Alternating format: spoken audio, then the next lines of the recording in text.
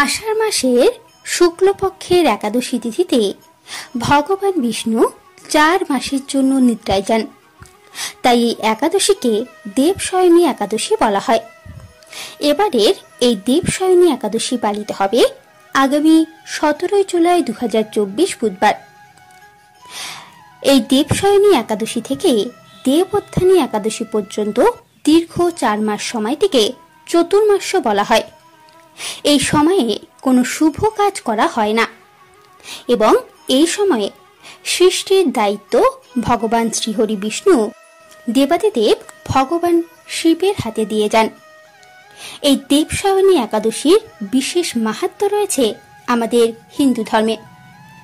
পৌরাণিক ধারণা অনুযায়ী এই দেবশয়নী একাদশীর ব্রত পালন ও বিষ্ণুর আরাধনা করলে নারায়ণের আশীর্বাদ পাওয়া যায়, ব্যক্তির সমস্ত পাপক্ষয় হয়। এমনকি এই একাদশী ব্রতের প্রভাবে ব্যক্তি মোক্ষ লাভ করে। একাদশীর দিনে দেবতারাও উপবাস করে বিষ্ণুর আরাধনা করেন। এই দিন থেকে 4 মাসের জন্য নিদ্রা যান ভগবান বিষ্ণু। এই সময়ে শিবের হাতে সৃষ্টির সঞ্চালনার দায়িত্ব থাকে এবং আজ আমরা এই ভিডিওর মাধ্যমে মহাপুণ্য প্রদানকারী এই দেবশয়নী একাদশীর ব্রত কথা শ্রবণ করব। কেননা কোনো একাদশীর ব্রতই তার ব্রত কথা ছাড়া অসম্পূর্ণ। তাই আপনারা অবশ্যই এই একাদশীর ব্রত রাখলে এই একাদশীর ব্রত কথা একটিবারের জন্য হলেও শ্রবণ বা পাঠ করবেন। চলুন এই একাদশীর ব্রত কথা এবার শ্রবণ করা যাক। কিংবদন্তি অনুসারে মান্ধাত্তা নামে এক সূর্যবংশীয় রাজা ছিলেন। তিনি সর্বদা সত্য কথা বলতেন এবং একজন মহান তপস্বী ও চক্রবর্তী ছিলেন। তিনি তার প্রজাদের নিজের সন্তানের মতোই যত্ন করতেন।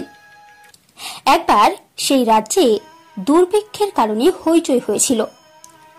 রাজা তার প্রজাদের নিয়ে চিন্তা করতে লাগলেন। লোকেরা রাজার কাছে তাদের সমস্যার কথা বলতে লাগলো। তা শুনে রাজা খুবই কষ্ট পেয়েছিলেন এবং এই সমস্যার সমাধানের জন্য মান্ধাতার পূজা করার পর তিনি কয়েকজন বিশিষ্ট লোকের সাথে বনে যান। বনে তারা ব্রহ্মার মানসিক পুত্র ঋষি আঙ্গিরার আশ্রমে পৌঁছান। সেখানে রাজা ঋষি আঙ্গিরাকে বললেন 3 বছর ধরে তার রাজ্যে বৃষ্টি হচ্ছে না, এতে দুর্ভিক্ষ দেখা দিয়েছে এবং মানুষ দুর্ভোগে পড়ছে। রাজা আরো বলেন, শাস্ত্রে লেখা আছে রাজার পাপের কারণেই প্রজাদের কষ্ট হয়। রাজা বললেন, আমি তো ধর্ম অনুযায়ী শাসন করি, আমার প্রজারা আমার সন্তান তুল্য, আমি তাদের সাথে সেই রূপে আচরণ করি, তাহলে এই দুর্ভিক্ষ হলো কিভাবে? আমার এই সমস্যার সমাধান করুন হে ঋষিবর। এই কথা শুনে অঙ্গিরা ঋষি বললেন, এই যুগে শুধু ব্রাহ্মণদেরই তপস্যা করবার ও বেদ পড়ার অধিকার আছে, কিন্তু তোমার রাজ্যে একজন শূদ্র তপস্যা করেছিল। এই ত্রুটির কারণে আপনার রাজ্যে বৃষ্টি হচ্ছে না। যদি মানুষের কল্যাণ চাও তবে সেই শূদ্রকে অবিলম্বে হত্যা করো। রাজা মান্ধাতা বললেন, একজন নিরপরাধ ব্যক্তিকে হত্যা করা আমার নিয়মের পরিপন্থী। দয়া করে অন্য কোনো সমাধানের পরামর্শ দিন। ঋষি রাজাকে আষাঢ় মাসের শুক্লপক্ষের দেবশয়নী নামের একাদশীতে একটি উপবাস পালন করতে বললেন।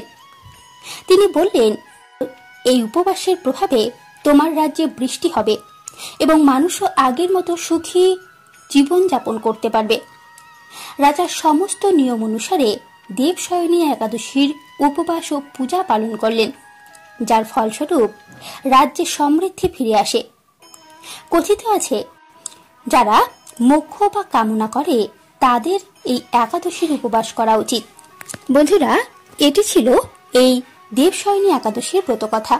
আপনারাও আপনাদের জানতে অজান্তে করা যে কোনো পাপ থেকে মুক্তি পেতে এই একাদশীর ব্রত অবশ্যই রাখুন এবং ব্রত কথা শ্রবণ করুন।